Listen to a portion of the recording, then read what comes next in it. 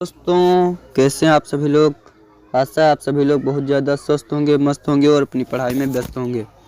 तो हम आज आप सभी के लिए कक्षा 10 विषय दोस्तों आपकी सामाजिक विज्ञान का एक बहुत ही महत्वपूर्ण बोर्ड पेपर लेकर आए हैं। तो चलिए अब हम बिना समय को नष्ट किए इसे हल करवाना शुरू करते हैं। तो दोस्तों ये आपको कुछ निर्देशांक दिए गए हैं जिन्हें आपको पढ़ लेना है। इसके बाद दोस्तों इसमें हमारा पहला प्रश्न आता है जो कि बहुविकल्पी है। दोस्तों ये फ्रांस की क्रांति हुई थी। पहला ऑप्शन है 1788 में, दूसरा ऑप्शन है 1789 में, तीसरा ऑप्शन है दोस्तों 1790 में और चौथा ऑप्शन है 1787 में। तो दोस्तों इसमें जो हमारा बी वाला ऑप्शन है 1789 में वो राइट हो जाएगा। इसके बाद दोस्तों हमारा 2 नंबर प्रश्न आता है आनंद मठ उपन्यास के लेखक थे। दोस्तों पहला ऑप्शन है बंकिम चंद्र चटर्जी, दूसरा ऑप्शन है रविंद्रनाथ टैगोर, तीसरा ऑप्शन है शरत चंद्र चटर्जी, चौथा ऑप्शन है सुभाष चंद्र बोस। तो दोस्तों इसमें जो हमारा ए वाला ऑप्शन है बंकिम चंद्र चटर्जी वो राइट हो जाएगा। इसके बाद तीसरा प्रश्न आता है विश्व व्यापार संगठन WTO की स्थापना किस वर्ष की गई। तो दोस्तों जो विश्व व्यापार संगठन है उसकी स्थापना सन 1995 ईस्वी में की गई थी। इसके बाद दोस्तों 4 नंबर प्रश्न आता है ज्योतिबा फूले ने कौन सी पुस्तक लिखी। पहला ऑप्शन है गुलामगिरी, दूसरा ऑप्शन है स्त्री धर्म, तीसरा ऑप्शन है आमार जीवन, चौथा ऑप्शन है कथा सागर। तो दोस्तों इसमें जो हमारा ए वाला ऑप्शन है गुलामगिरी वह राइट हो जाएगा। तो दोस्तों आमार जीवन रास सुंदरी देवी ने लिखा था। इसके बाद दोस्तों 5 नंबर प्रश्न आता है और हाँ दोस्तों जो आमार जीवन है वह एक आत्मकथा है। इसके बाद दोस्तों 5 नंबर प्रश्न आता है सत्ता के क्षैतिज वितरण से क्या तात्पर्य है। पहला ऑप्शन है सत्ता का संघीय वितरण, दूसरा ऑप्शन है सत्ता का अलगवादी वितरण, तीसरा ऑप्शन है कार्यपालिका व्यवस्थापिका तथा न्यायपालिका के बीच सत्ता का बंटवारा, चौथा ऑप्शन है केंद्र और राज्य सरकार के बीच सत्ता का बंटवारा। तो दोस्तों इसमें जो हमारा सी वाला ऑप्शन है कार्यपालिका व्यवस्थापिका तथा न्यायपालिका के बीच सत्ता का बंटवारा राइट हो जाएगा। इसके बाद दोस्तों हमारा 6 नंबर प्रश्न आता है निम्नलिखित में से कौन सा संघीय राज्य नहीं है। दोस्तों पहला ऑप्शन है मणिपुर, दूसरा ऑप्शन है त्रिपुरा, तीसरा ऑप्शन है हिमाचल प्रदेश, चौथा ऑप्शन है जम्मू कश्मीर। तो दोस्तों आप लोग जानते होंगे कि ये जो जम्मू कश्मीर है यह एक संघीय राज्य नहीं है। इसके बाद दोस्तों हमारा 7 नंबर प्रश्न आता है धर्मनिरपेक्ष राज्य में। दोस्तों पहला ऑप्शन है धर्म का कोई स्थान नहीं, एक राष्ट्र एक धर्म में विश्वास किया जाता है, तीसरा ऑप्शन है केवल बहुसंख्यक वर्ग के धर्म को मान्यता मिलती है, चौथा ऑप्शन है सभी धर्मों को समान समझा जाता है। तो दोस्तों इसमें जो हमारा चौथा ऑप्शन है सभी धर्मों को समान समझा जाता है वही राइट रहेगा। इसके बाद दोस्तों 8 नंबर प्रश्न आता है राजनीतिक दलों के सामने कौन सी चुनौतियां हैं। दोस्तों पहला ऑप्शन है आंतरिक लोकतंत्र का ना होना, दूसरा ऑप्शन है परिवारवाद, तीसरा ऑप्शन है धन और अपराधी तत्वों का प्रभाव, चौथा ऑप्शन है इनमें से सभी। तो दोस्तों इसमें जो हमारा डी वाला ऑप्शन है इनमें से सभी वो राइट हो जाएगा। इसके बाद दोस्तों हमारा 9 नंबर प्रश्न आता है निम्न में से कौन सा लोकतंत्र का अवगुण है। दोस्तों पहला ऑप्शन है धनी व्यक्तियों का शासन, दूसरा ऑप्शन है दोस्तों दलों का व्यक्तिवाद, तीसरा ऑप्शन है बहुसंख्यक की प्राथमिकता, चौथा ऑप्शन है इनमें से सभी। तो दोस्तों इसमें जो बी वाला ऑप्शन है दलों में व्यक्तित्ववाद वो राइट हो जाएगा। इसके बाद दोस्तों 10 नंबर प्रश्न आता है संविधान के अनुसार भारत की राजभाषा है। पहला ऑप्शन हिंदी, दूसरा है उर्दू, तीसरा है संस्कृत और चौथा है अंग्रेजी। तो दोस्तों संविधान के अनुसार जो भारत की राजभाषा है वह हिंदी है। इसके बाद दोस्तों हमारा 11 नंबर प्रश्न आता है कौन सा उद्योग चूना पत्थर के कच्चे माल के रूप में उपयोग करता है। पहला ऑप्शन है एल्यूमिनियम, दूसरा ऑप्शन है सीमेंट, तीसरा ऑप्शन है चीनी, चौथा ऑप्शन है पटसन। तो दोस्तों इसमें जो हमारा राइट आंसर होगा वो ऑप्शन नंबर बी सीमेंट वो राइट हो जाएगा। इसके बाद दोस्तों हमारा 12 नंबर प्रश्न आता है, भारत में आर्थिक उदारीकरण की शुरुआत कब हुई। तो दोस्तों भारत में आर्थिक उदारीकरण की शुरुआत सन 1991 ईस्वी में हुई थी। इसके बाद दोस्तों 13 नंबर प्रश्न आता है, राष्ट्रीय उपभोक्ता अधिकार दिवस कब मनाया जाता है। दोस्तों इसमें पहला ऑप्शन है 5 अप्रैल, दूसरा ऑप्शन है 22 फरवरी, तीसरा ऑप्शन है 24 नवंबर, चौथा ऑप्शन है 24 दिसंबर। तो दोस्तों इसमें जो हमारा डी वाला ऑप्शन है 24 दिसंबर वही राइट हो जाएगा। इसके बाद 14 नंबर प्रश्न आता है, लौह अयस्क किस प्रकार का संसाधन है। पहला ऑप्शन है दोस्तों नवीकरण योग्य, दूसरा ऑप्शन है प्रवाह, तीसरा ऑप्शन है जैव, चौथा ऑप्शन है अनवीकरणीय योग्य। तो दोस्तों इसमें जो हमारा डी वाला ऑप्शन है अनवीकरण योग्य वह राइट हो जाएगा, क्योंकि दोस्तों लोहे को एक बार नष्ट करने के पश्चात उसे पुनः प्राप्त करने में अत्यधिक समय लगेगा या फिर नहीं हो पाएगा। इसके बाद 15 नंबर प्रश्न आता है, निम्नलिखित में से कौन सा राज्य तांबा का मुख्य उत्पादक है। पहला ऑप्शन है मध्य प्रदेश, दूसरा ऑप्शन है उत्तर प्रदेश, तीसरा ऑप्शन है तमिलनाडु, चौथा ऑप्शन है बिहार। तो दोस्तों इसमें जो हमारा ए वाला ऑप्शन है मध्य प्रदेश वह राइट हो जाएगा। इसके बाद 16 नंबर प्रश्न आता है, निम्नलिखित में से कौन सा व्यक्तित्व अर्थव्यवस्था के प्राथमिक क्षेत्र से संबंधित है। दोस्तों पहला व्यक्ति है मछुआरा, दूसरा शिक्षक, तीसरा डाकिया, चौथा व्यापारी। तो दोस्तों जो मछुआरा है वो दोस्तों हमारा प्राथमिक क्षेत्र से संबंधित है। इसके बाद दोस्तों हमारा 17 नंबर प्रश्न आता है, सूचना का अधिकार अधिनियम कब लागू किया गया। तो दोस्तों जो सूचना का अधिकार अधिनियम है वो सन 2005 ईस्वी में लागू किया गया। इसके बाद दोस्तों 18 नंबर प्रश्न आता है, निम्नलिखित में से किस राज्य में बांधवगढ़ राष्ट्रीय उद्यान उपस्थित है। दोस्तों पहला ऑप्शन है मध्य प्रदेश, दूसरा ऑप्शन है राजस्थान, तीसरा ऑप्शन है पश्चिम बंगाल, चौथा ऑप्शन है उत्तराखंड। तो दोस्तों इसमें ए वाला ऑप्शन मध्य प्रदेश राइट हो जाएगा।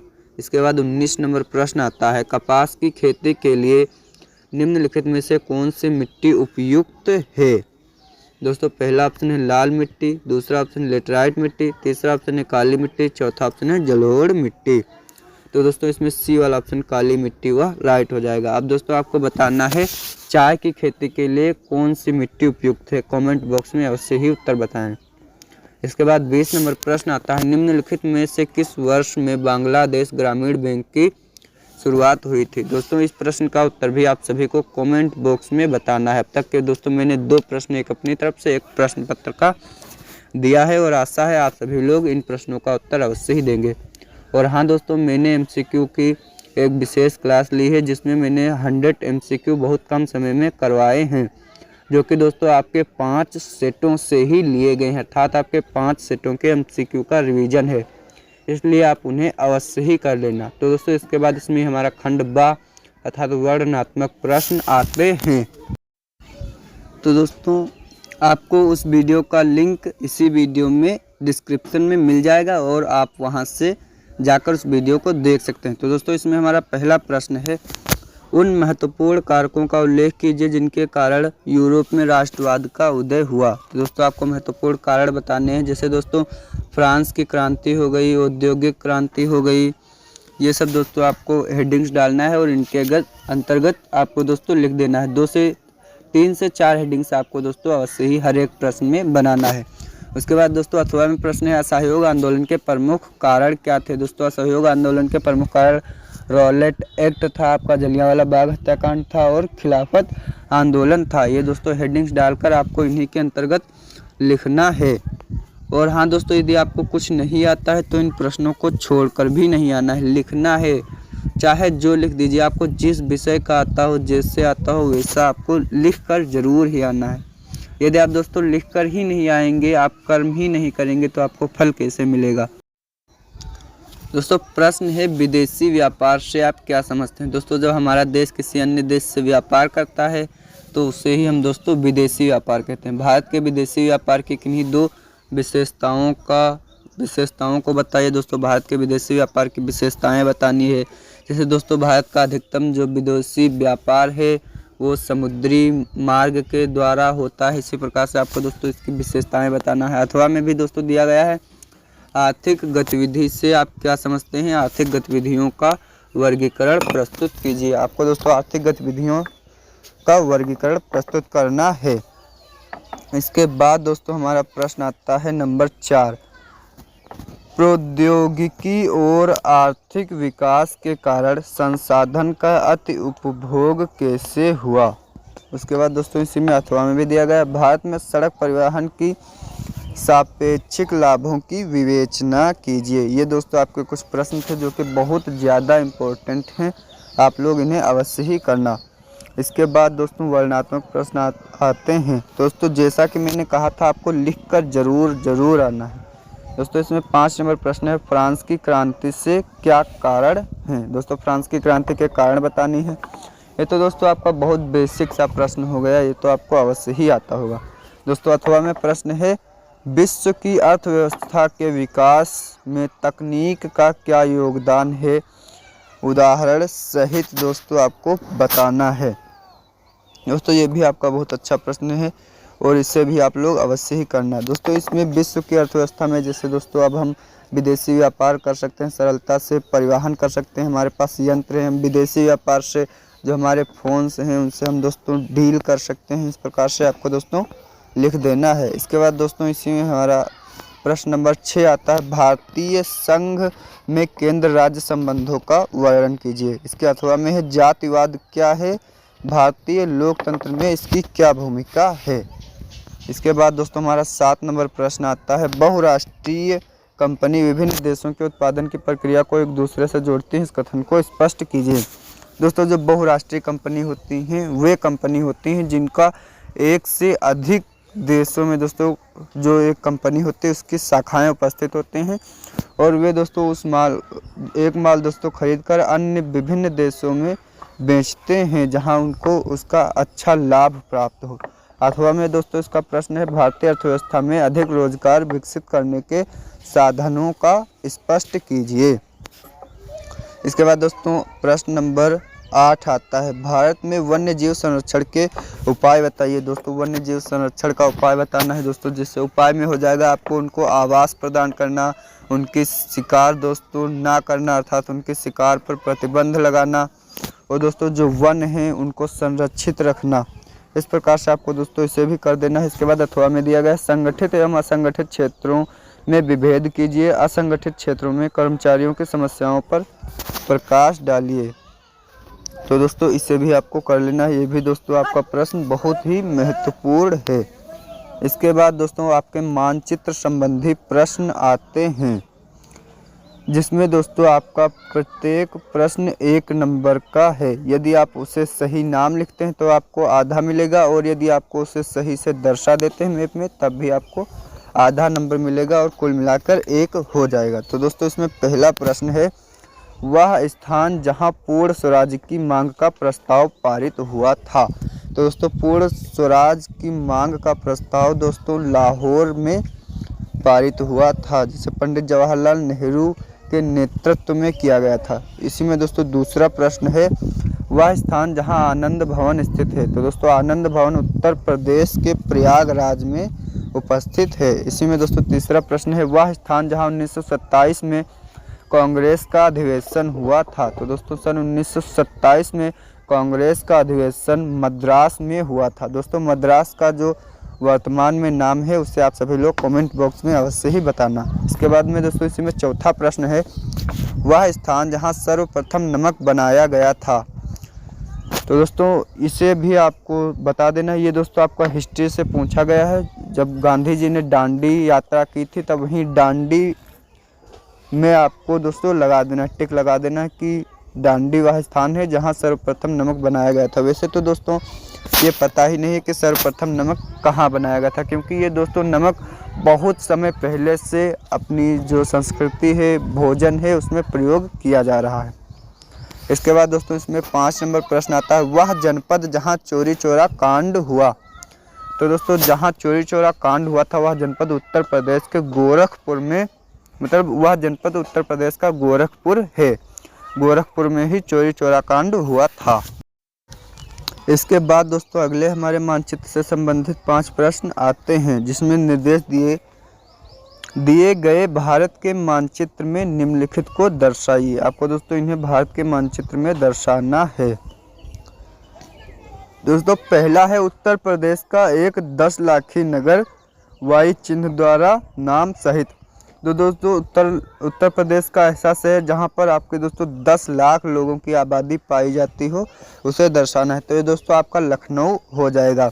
इसके बाद दोस्तों दूसरा प्रश्न आता है, कॉफ़ी का सबसे बड़ा उत्पादक राज्य चिन्ह द्वारा नाम सहित। आपको दोस्तों ये चिन्ह बना देना है। और दोस्तों कॉफ़ी का सबसे बड़ा उत्पादक राज्य जो है वो आपका कर्नाटका है, अर्थात कर्नाटक पर आपको ये चिन्ह बनाकर उसका नाम लिख देना है।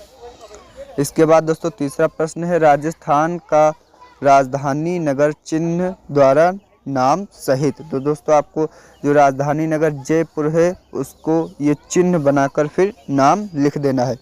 और हाँ दोस्तों, आपको मैप हमेशा एक पेंसिल से ही भरना है ताकि आप दोस्तों गलत हो जाने पर उसे मिटा सकें। इसके बाद दोस्तों इसी में हमारा चौथा प्रश्न आता है, दक्षिण भारत की नदी चिन्ह द्वारा नाम सहित। दोस्तों दक्षिण भारत की नदी जैसे दोस्तों आपकी महानदी है, कावेरी है, नर्मदा है, ताप्ती है, इनमें से दोस्तों आप किसी एक नदी को चिन्ह द्वारा दर्शा सकते हैं। इसके बाद दोस्तों पांचवा प्रश्न आता है, चाय उत्पादन के किसी क्षेत्र को चिन्ह द्वारा नाम सहित। दोस्तों चाय उत्पादन का क्षेत्र जैसे असम है, वहाँ पर आपको ये चिन्ह बना देना है और फिर नाम लिख देना है असम। तो दोस्तों इसी के साथ हमारा पेपर कंप्लीट होता है। आशा है आप सभी को ये पेपर बहुत ही ज़्यादा पसंद आया होगा और आपने हमारे चैनल को सब्सक्राइब कर लिया होगा और इस वीडियो को भी लाइक कर दिया होगा। तो चलिए मिलते हैं आपसे अगली किसी अच्छी सी वीडियो के साथ। तब तक के लिए आप सभी लोग अपना ध्यान रखिएगा, स्वस्थ रहिएगा, मस्त रहिएगा। और हाँ दोस्तों, जैसा कि मैंने कहा है आपको वो 100 क्वेश्चन वाली जो क्लास है उसे अवश्य ही अटेम्प्ट करना है। उसका लिंक आपके इसके दोस्तों डिस्क्रिप्शन में दी गई है। जय हिंद।